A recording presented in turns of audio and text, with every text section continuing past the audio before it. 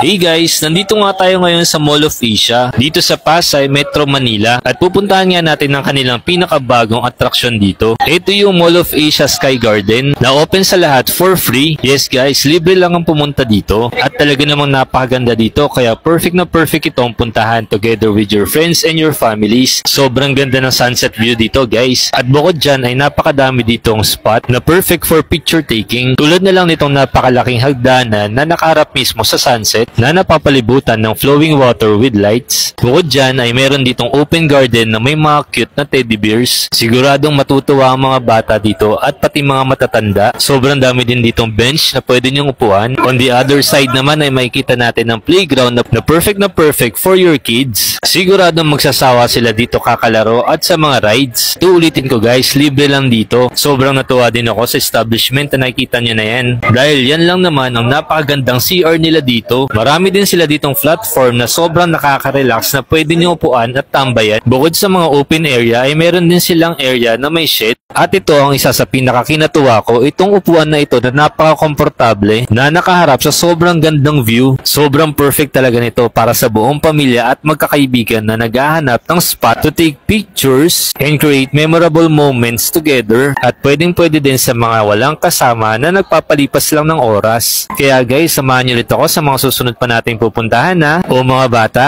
Kaya huwag kayong mawawala hanggang sa susunod nating pagkikita. Paalam!